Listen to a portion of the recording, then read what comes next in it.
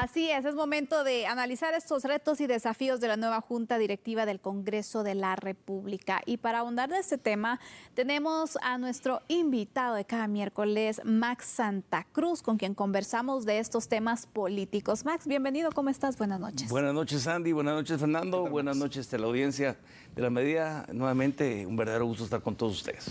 Max, quisiera pedirte de una manera, pues, muy resumida, ese aspecto de la salida de Nery Ramos como presidente y la llegada del diputado Luis Contreras como presidente de la Junta Directiva para este año. Uno de los temas que tal vez a mi criterio siguen siendo una duda es establecer de manera clara quién es el oficialismo y quién es la oposición. Porque una cosa es lo que nos dicen los nombres de los partidos, de quienes están en el Ejecutivo y quienes están o integraron ese partido en la bancada del Congreso, pero quiénes son los que realmente apoyan o se apoyan en los temas en común, por ejemplo, hoy en día en diferentes bancadas con relación a los intereses del Ejecutivo. Dicho esto, ese es el resultado de la conformación de esta Junta Directiva que hoy recién tomó posesión. No es poca cosa que 8 partidos estén representados dentro de esta Junta Directiva, solo repite cabal con 2 posiciones, lo cual tal vez incluso si uno se pone a ver el escenario de la política, el que no está ahí producto de una negociación y que incluso yo creo que en algún momento tuvo la oportunidad de estarlo, es la UNE. De ahí otros partidos que integran este bloque entre oposición y entre oficialismo, pues están representados y reflejados. Sin duda esa es la primera observación que podría hacer en ello. Segundo, no es casualidad tampoco que el anterior presidente de la Junta Directiva, el diputado Nery Ramos, pues haya quedado como producto de la negociación ocupando esta primera vicepresidencia dentro del Congreso. Si ustedes se dan cuenta, tanto el presidente Contreras como el expresidente Ramos provienen de bancadas pequeñas dentro del ámbito del Congreso. Sí. Azul son 2 diputados, en el caso de Creo son 3. Esto se hace, imagino yo, que es por no generar más aspavientos dentro de las negociaciones dentro de las diferentes bancadas y que partidos con poco número de miembros, pues se hace más fácil al momento de no estar tanto en el conflicto de la decisión por número, sino en la decisión por consenso. Es ahí donde se decanta a que hoy en día el Congreso lo presida Luis Contreras, como lo fue en su momento Nery Ramos, que no es una práctica nueva. Recordemos que en la legislatura donde Álvaro Arzú también fue presidente, el Partido Unionista tampoco tenía muchos miembros dentro de su bancada, y así lo fue en su momento, que si no estoy mal, también Oscar Chinchilla, también del Partido Creo. Es decir, ya es una forma de entender la política hoy en día al momento de elegir la Junta Directiva del Congreso de la República. Max, este Congreso ha tenido precisamente esa particularidad, ¿no? Antes nos recordamos, yo creo que ya quedó en el recuerdo, las famosas aplanadoras, ya sea del oficialismo o ya sea de la oposición. Aquí hemos visto precisamente eso, acuerdos y aprobaciones por consensos. Prácticamente vamos proyecto por proyecto. ¿Esto podría entonces continuar o cómo podría ser la dinámica del Congreso durante este año con esta nueva Junta Directiva? Yo creo que estamos de frente a un proceso incluso electoral que empieza ya o empezó desde el año pasado a mostrarse con algunos de los que pretenden o persiguen un cargo de elección, a hacerse público, pero creo que el próximo proceso electoral precisamente va a tener esa característica, no tener grandes estructuras partidarias, sino ser estructuras de organización más pequeñas, con capacidad de llegar de manera más eficiente a los diferentes actores. Y eso se va a reflejar en el Congreso.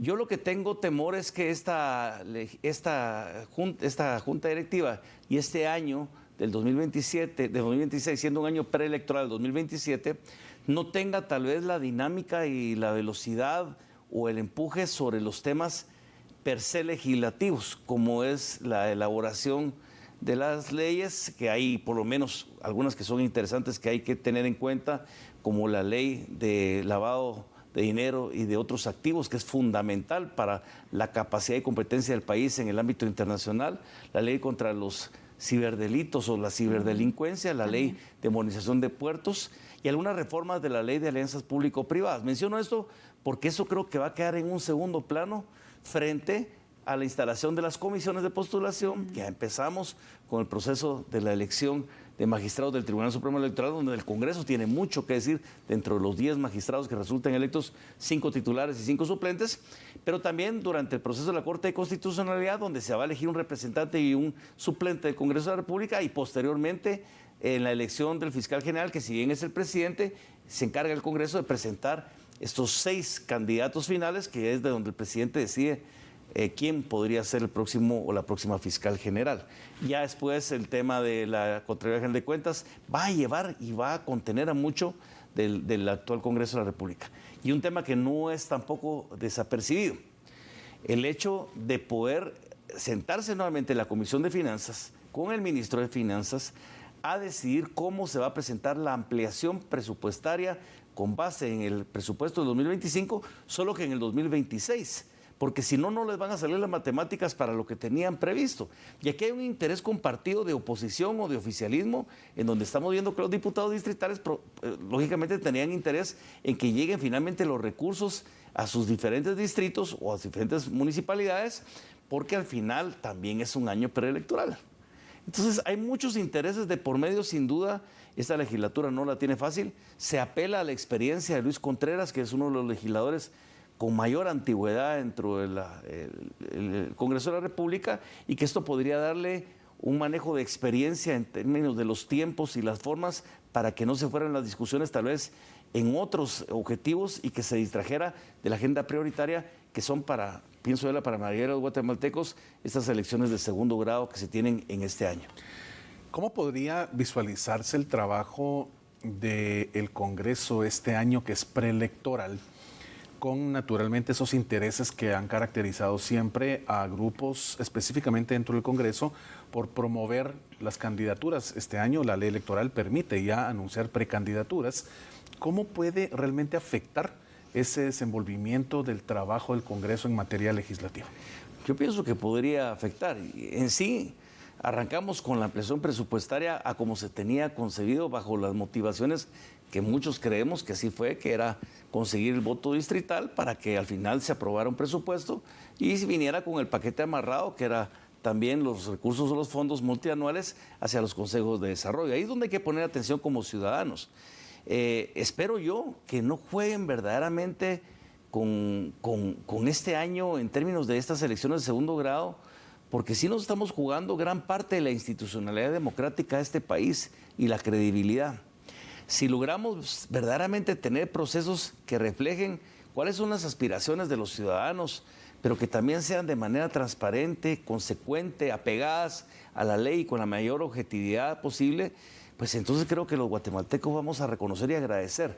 Venimos de un proceso, por ejemplo, a nivel del Tribunal Supremo Electoral, con muchísimas dudas sobre el manejo del anterior proceso electoral, en términos de qué partidos se cancelaban, qué candidatos se aceptaban, lo que estás mencionando hoy en día, quiénes pueden hacer campaña, qué se considera campaña anticipada, cómo se registra o no, de dónde viene el financiamiento electoral, si es lícito o ilícito, o bien incluso se empieza ya a pensar, que no sé si es lo más afortunado, de que pudiera abordarse algunas reformas a la ley electoral todavía de partidos políticos a estas alturas del partido. Claro. Creo que eso pondría un poquito más en duda y por qué se hace tan a la carrera cuando se han tenido 3 años o un poco más para poder hacer este proceso y lo van dejando al finalito, que es como para que todo cambie, pero todo quede igual. Claro. Esa es un poco la preocupación. Pero yo esperaría, en serio, apelando a la responsabilidad, a la madurez y a la seriedad de quienes hoy en día tienen la oportunidad de estar en el Congreso de la República, de que atiendan ese llamado ciudadano y que verdaderamente den respuestas a toda la población sobre cuáles son los objetivos de lo que se espera en estas elecciones de segundo grado, pero también en estas leyes que están pendientes, que son fundamentales, especialmente la ley esta del lavado de activos y de dinero y otros activos. ¿Qué aspectos serán claves, Max, para que la dinámica en el Congreso de la República sea ágil, sea priorizando así esas agendas de interés nacional y sobre todo para que esta junta directiva pueda cerrar el año con éxito, porque tiene varios desafíos también? Yo esperaría que no empezaran a enarbolar las banderas partidarias del éxito frente a los propios oponentes o quienes de repente no resulten de acuerdo a lo que se decida al final de cuentas en el Congreso. Porque si empezamos a sacar las banderas preelectorales y partidarias en estas discusiones para decir yo le gané a fulano y sutano pues no hizo tal cosa, pero con un interés distinto a la discusión legislativa, sería, siento yo, muy, muy peligroso en términos generales. Creo que algunos van a aprovechar en un año preelectoral sin duda a tratar de granjear esa simpatía frente a la población, ojalá que con buenos propósitos y resultados, pero otros me preocupa que puedan tratar de dirigir una agenda legislativa hacia intereses que tal vez no están en el escenario, pero que puedan retrasar, entorpecer la aprobación o la discusión de las agendas. Recuerden cuántas veces no hemos visto estas sesiones que son suspendidas por falta de quórum o porque se cambian los puntos a último momento, presentando cambios dentro de la agenda del día, o cómo se alargan las interpelaciones a veces sin ningún resultado, pero es parte del manejo legislativo, etcétera. O sea, no estamos en serio ya para esto, nos estamos jugando muchísimo como país y ojalá que eso lo entiendan y que no sea el botín preelectoral el que prevalezca, sino que verdaderamente sea parte de esta respuesta que todavía tienen la oportunidad de limpiar cara y presentarse, si es que quieren y tienen absolutamente el derecho de hacerlo, como candidatos en el próximo proceso electoral, pero por las razones correctas y con las formas correctas para que la gente decida si al final de cuentas les da su voto o no. ¿Cómo podría esa experiencia de la que nos platicabas de Luis Contreras poder generar un Congreso con más empatía, con más unión y con mejores resultados para una población que está obviamente siempre a la espera cada vez de mejores leyes que les cambie la vida para bien?